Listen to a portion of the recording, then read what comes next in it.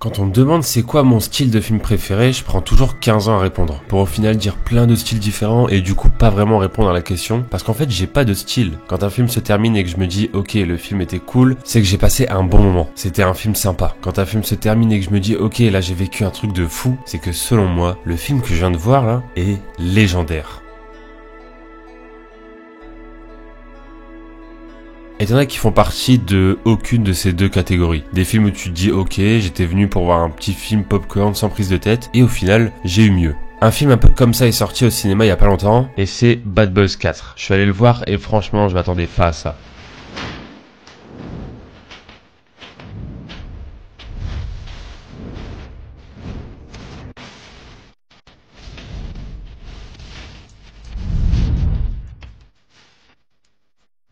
Alors attention, je suis pas en train de dire que le film est incroyable et qu'il a aucun défaut. Non, ce que je veux dire, c'est que je suis allé le voir en pensant aller voir un film fast-food, comme par exemple le dernier Uncharted, Jurassic World, les derniers Fast and Furious ou encore les derniers films Marvel. C'est le genre de film où, ok, tu passes un bon moment devant la première fois, mais après tu passes très vite à autre chose. Pour Bad Boys 4, j'ai pas eu ce ressenti. L'histoire était vraiment bien et prenante, les personnages étaient bien utilisés, et pourtant il y en a beaucoup. Les scènes d'action sont bien, la musique aussi, mais ce que j'ai vraiment aimé, c'est la caméra qui est toujours en mouvement. À chaque seconde du film, la caméra est en mouvement et on sent que les réalisateurs ont cherché à filmer chaque scène de manière différente. Je vais vous donner quelques exemples, mais vous inquiétez pas, je vais pas spoil. Vous voyez, on a le personnage de Marcus qui est joué par Martins. Son rôle est d'être drôle et justement la caméra va beaucoup l'aider. Il a une tête plutôt ronde, alors à chaque fois qu'il veut nous faire rire, on va bien zoomer sur sa tête, comme ça il prend tout l'écran, ce qui donne des scènes humoristiques accentuées pour le coup. Le personnage de Fletcher est géant, d'ailleurs pour ceux qui savent pas, c'était un ancien joueur de basket. Quand nos deux personnages principaux vont aller lui parler, on filme en plongée et en contre-plongée pour bien montrer la différence de taille. Parce que c'est ça l'objectif du film. Il y a toujours de l'action, l'histoire avance, mais on garde le côté humoristique. À un moment, Mike regarde sa montre et on va pas le filmer en train de regarder sa montre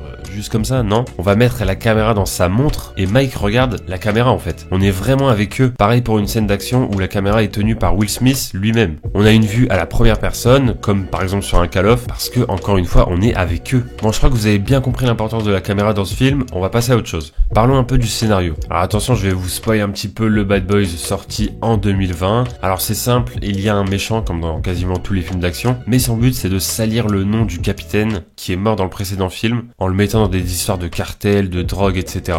Les deux persos principaux vont tout faire pour blanchir son nom, mais la mission va être très compliquée. Et après plusieurs péripéties dans le film, nos deux policiers favoris vont être recherchés par la police. Bon là, vous vous posez peut-être des questions, mais j'ai été volontairement très vague pour vraiment éviter le spoil, etc. En tout cas, voilà, un bout du scénario dans les grandes lignes. Après, il se passe plein d'autres choses dans le film. Encore une fois, j'ai pas dit que le film est incroyable, mais que c'est une bonne suite. Il est sûrement même meilleur que le précédent. Si vous avez envie de voir le 4, en tout cas, vous n'êtes pas obligé de vous faire le 1 et le 2. Par contre, ce serait quand même bien de regarder le 3 parce que voilà, c'est vraiment la suite. Bref, le film était vraiment bien. J'ai été agréablement surpris. Je pense que on va terminer cette vidéo pour pas qu'elle soit non plus très très longue. Je donne encore une fois mon avis sur le film. Je dis pas que c'est un film de fou, vraiment qu'il est légendaire, qui m'a choqué et tout. C'est juste que franchement pour une suite de Bad Boys, c'est vraiment pas mal. Ça aurait pu être une suite vraiment nulle, comme un peu pas mal de films d'action qu'on a en ce moment ces dernières années, ou des suites qui arrivent longtemps après la date de sortie de base en fait du premier film. Là franchement c'est